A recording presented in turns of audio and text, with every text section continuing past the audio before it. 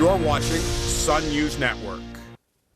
A Christian pastor who warned about Muslim evangelism in public schools was sentenced by a Canadian court to study Islam. We'll talk to that pastor tonight on The Source.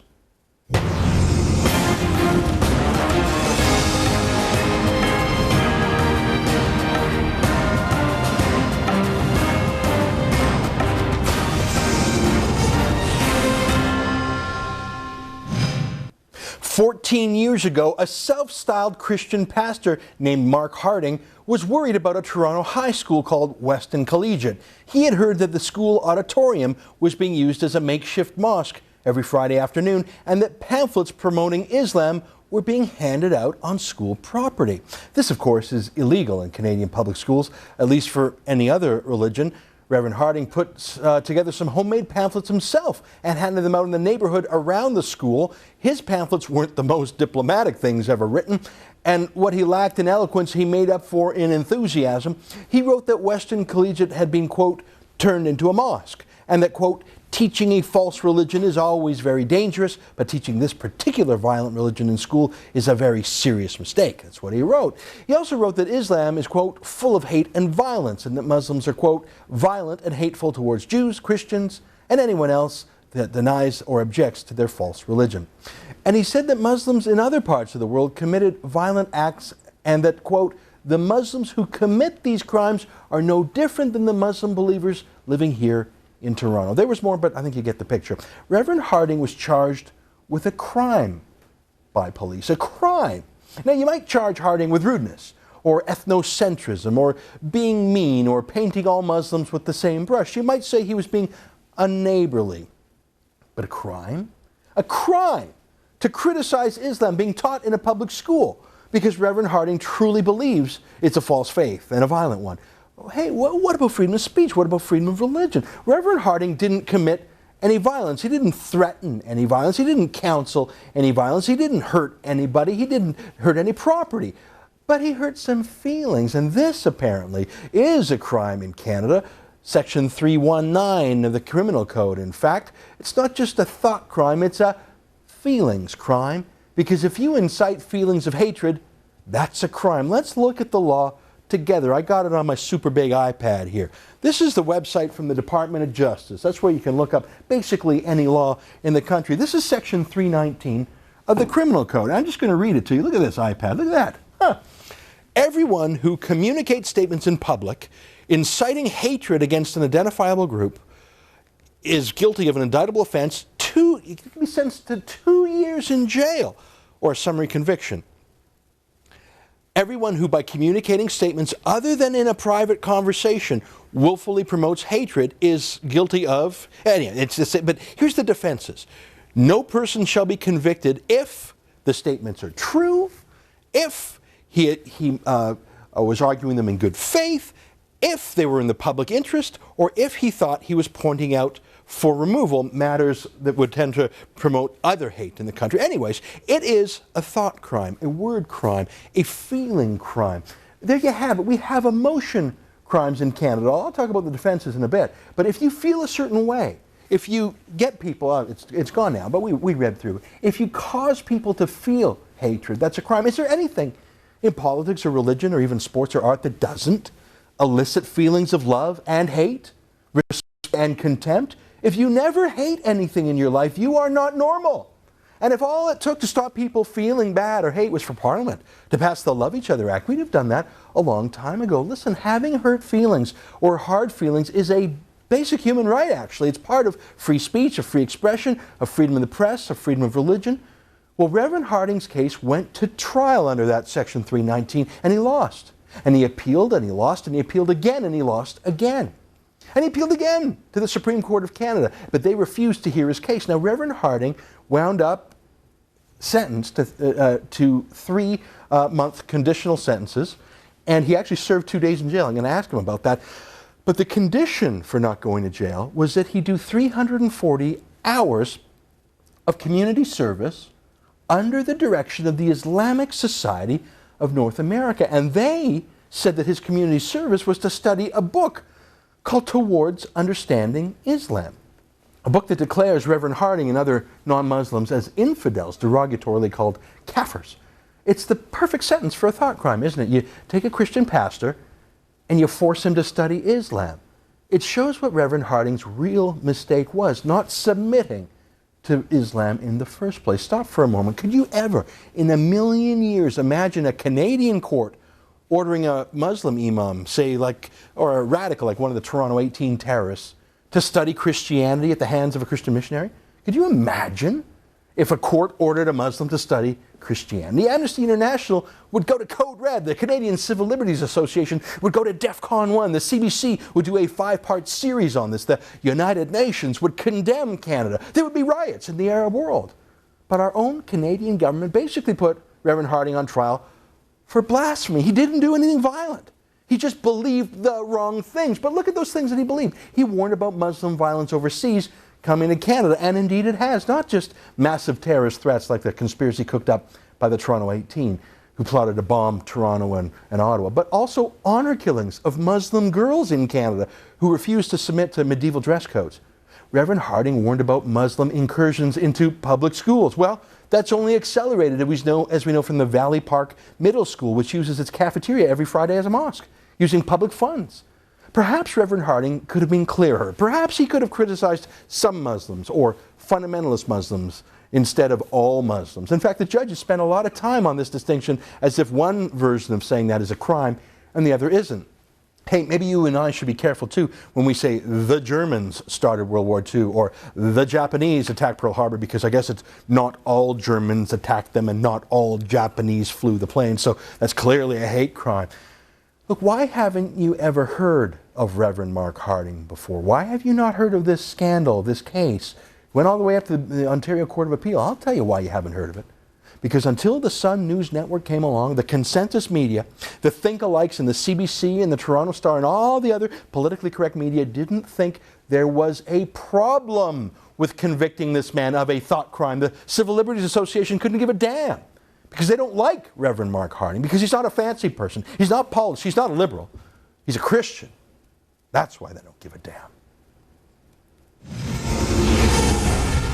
Later in the show, affirmative action is alive and well in the NDP in British Columbia in the year 2011. We'll bring you that bizarre story, but after the break, we're going to talk to Mark Harding for 2 full segments, because you deserve to know the kind of Canada you're living in, where peaceful speech can get you thrown in jail or have you sentenced to study a religion that's not your own. That's all ahead on The Source. The Source is brought to you by Crestview, government relations, public opinion research, campaigns. Crestview, opinionchanges.ca. Hi, I'm Dr. Ho. I got something you don't want to miss. My new Air Orthotics. Look at this. Isn't this cool? Something you've never seen. Reversible. On this side, we got 110. Not 100, but 110 mini air cones. Every time you step down, oh, you're gonna love this. Little jets of air come shooting up, and your feet gonna feel cool and a little less odor. That always helps. Now, if you got foot pain, heel spurt, plantar fasciitis, bunions, or just tired feet, you're gonna love this, because this absorbs the shock, and I put in this special design honeycomb plate. It is anti-shocking. Every time you step down, less shock to your feet, less shock to your knee, hip, and especially low back. If you got back pain, foot pain, you got to use this. When I put this in, woo, baby! I love it. It feels good. Love them. I would love to have them in every one of my shoes. Some of you have extra high arches. This will fit, not like the old style, which is very rigid and your bones all locked up. No, no, no. This is flexible, baby. Flexible, okay? When you step on, it's self-forming. It supports you, allow you to move. If you got extra high arch, again, it'll form to your feet. Listen, don't use those old style ones that kind of fix your foot.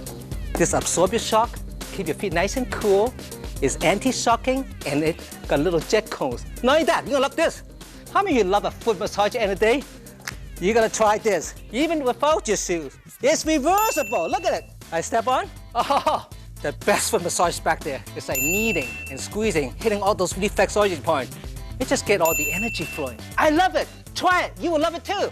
Get Dr. Ho's Air Orthotics for half off the regular price of $40. Call now and you'll get Dr. Ho's Air Orthotics for only $19.99. That's 50% off just for ordering today. Plus, order today and we'll also include a free reflexology foot chart. Don't wait. If you have back pain, knee pain, or foot pain, you will love these. This is an incredible offer, so call now.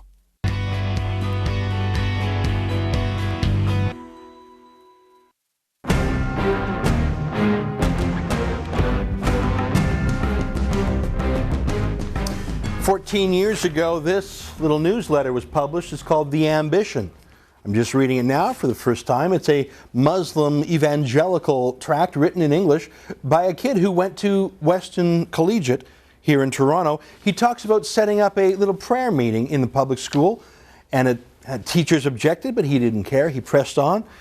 And then he talks about handing out pamphlets about Islam in school, and he says our presence is basically felt all through the school. This is something that was read by our guest today, Reverend Mark Harding. What did you do when you came across this newsletter called The Ambition? It's a very optimistic and very clear title for what their proposal is. What did you do when you saw this? Well, I had to read it several times to make sure I was sure of what I was reading. What I understood was that there were prayers in the school and people were allowed to hand out Qurans to teachers and to students and invite Christian children or any non-Muslim child to the school, to the prayer classes which were being held during the regular school. Yeah, they talk about from 12:40 to 1:35, from 11:35 to 12:30. So this is during school hours. And yet, we have provided numerous pamphlets on Islamic topics and issues to Muslim and non-Muslims alike. And as a result, we have seen increased attendance and requests for English translation. So they're basically taking a public school and proselytizing Islam. What did you do in response? So once you read this, you understood it, you checked it out, then you took action. Right. I went to see the school for myself. I saw the children washing in the toilets because there was 90 of them, and then they went off to prayer, so I knew it was happening. I questioned the principal. I questioned some of the teachers. They didn't want to give me any answers. In fact, they didn't even want to talk to me. So I wrote a pamphlet together, put a pamphlet together, because Ezra, I've been working with witnessing to Muslims on the streets of Toronto for 8 years, 9 years prior to that. So this is basically, you were two sides of the same coin. These were Muslims trying to convert Christians, and you're a Christian trying to convert Muslims. On the streets of Toronto. Yeah, so you weren't in a public school, Correct. You were on the streets. Yeah. All right. Now I knew a little bit about Islam, the teachings of Islam, because I had been studying with the Muslims. They were the ones that were teaching me the Islam. The reason I wanted to know was because of the persecution of Christians in Islamic societies. That's the reason I wanted to know about Islam. So when I saw the letter and I said, well, what are they doing allowing that in the schools? So your first step was go to the school itself. Just check it out. And you talked to the administration or some Correct. teachers there, and they basically ignored you. Did they address or explain in any way why they were allowing public schools using public money in a secular society to have de facto mosque once a week? Because they had to accommodate this religion. They had to accommodate the prayers, and there wasn't a mosque close by, so the kids couldn't go to the mosque on Fridays. I'm going to show on screen an excerpt from one of the several pamphlets you made. Let's look at the wording on the screen right now, if we can see it. In 1997, you wrote, you talked about Muslim crimes overseas, terrorism, and you said the Muslims who commit these crimes are no different than the Muslim believers living here in Toronto. Their beliefs are based on the Quran. Next slide, please. They sound peaceful, but underneath their false sheep's clothing are raging wolves seeking whom they may devour, and Toronto is definitely on their hit list, unquote. Now, you said that in 1997. Why did you say that Toronto was on Islam's hit list, and what did you mean by that?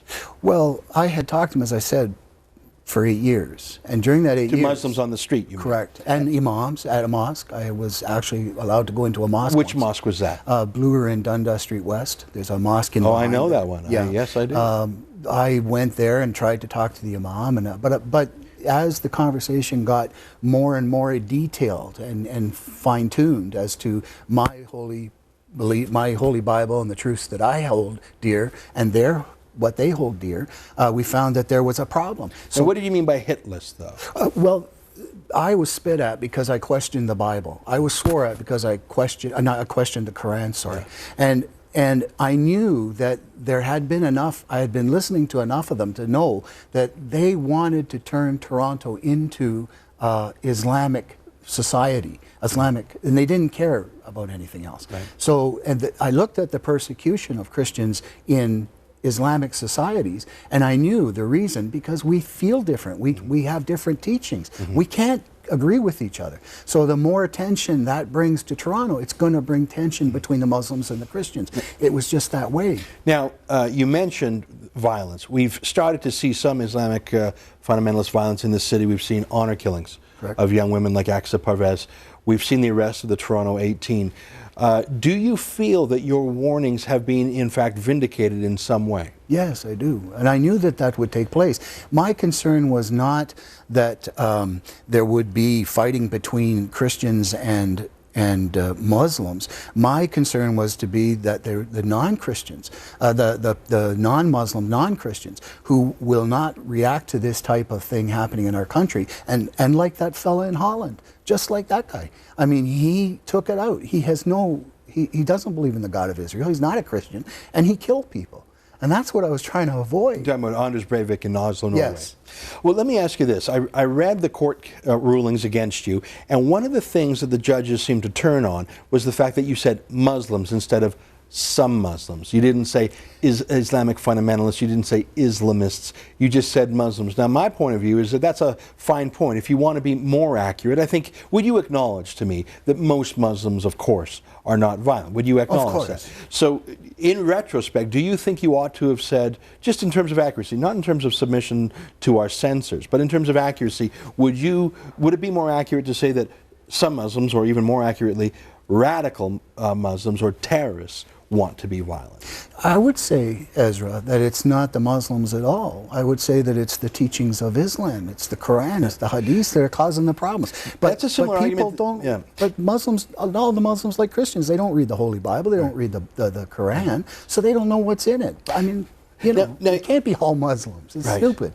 But that seems to be one of the. Now, I just really quickly went through Section 319 of the Criminal Code in my opening monologue. I didn't even read it verbatim because it was such legalese, but folks can check it out online. It creates a crime. Like, you are a convicted criminal. Yes, I am. You are a convicted criminal. Does that give you any trouble, like traveling? Yes, can you travel to the United States? Apparently not. I haven't tried, but on the other hand, I've been told I can't go. Now, you served 2 days in jail, am I right? 2 days. That was when you were arrested. Right. So before you even had a trial, you were arrested and kept in the clink for 2 days. Yes. 2 days. What jail were you in? Scarborough was I was in the Toronto jail for 1 day, and the Scarborough jail. What kind of folks were in jail with you? I had a colored fellow with me, and he was a nice guy when I spent overnight.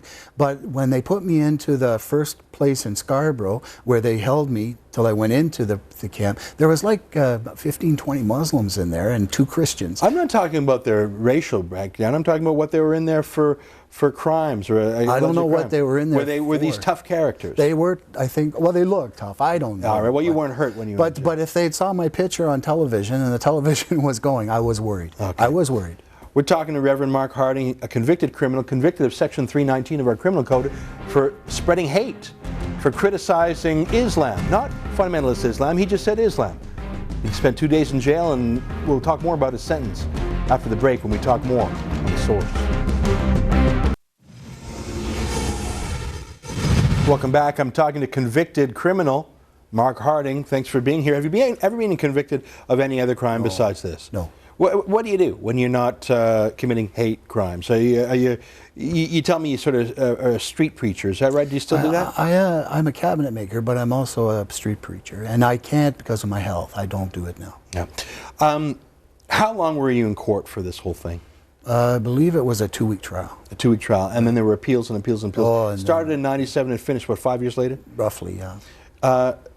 Did you get any help from any civil liberties groups? I'm not talking from people who agree with you. I'm not talking about Christian evangelicals or maybe people who are very much against radicalism. I'm talking about people who are neutral on the substance of what you say, but who believe in freedom of speech as an abstract ideal that we have to defend. Did you get any help from folks? No. The Canadian Civil Liberties Association?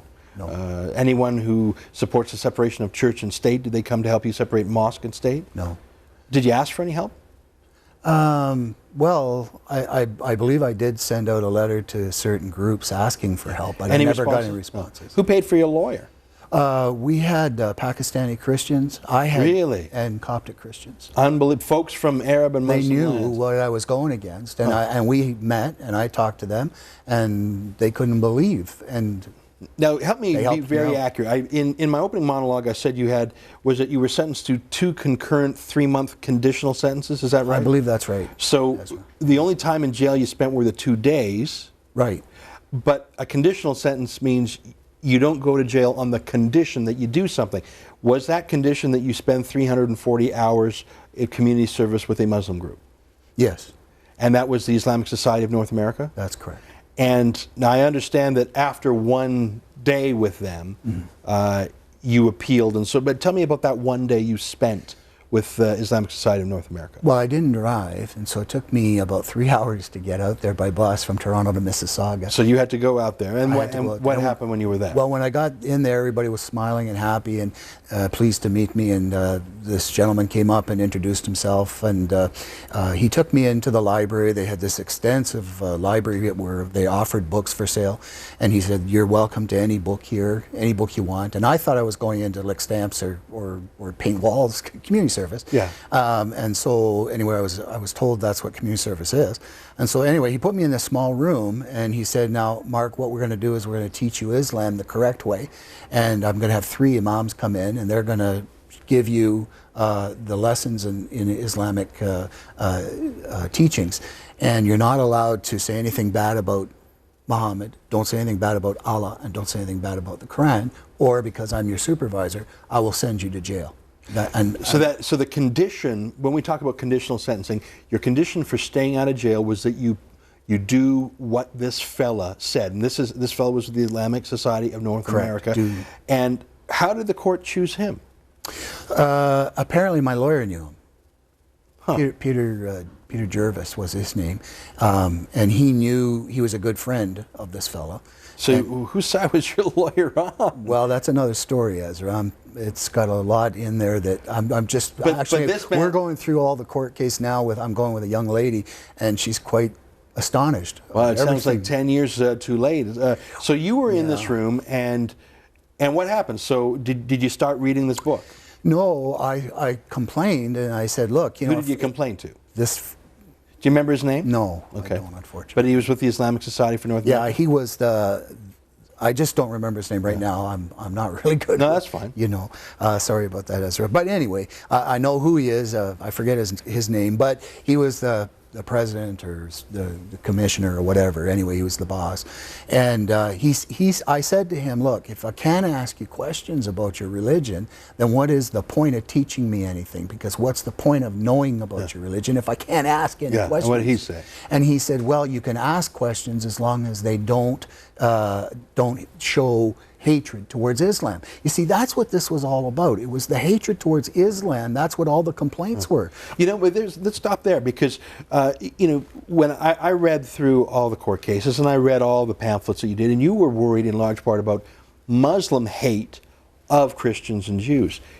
Yet that has never been prosecuted in Canada. I'm familiar with the Section 319 cases that have gone to court, with all the hate speech cases from every human rights commission in this country. Mm-hmm. I stand to be corrected, but I have never once seen a single case ever where a Muslim extremist, a Sikh extremist, a Tamil extremist has ever been prosecuted, let alone convicted, for hate speech. Why is it only one way? Why are all the things you complained about, that's off limits, but when you blow the whistle about something you think is hateful, you're now a convicted criminal?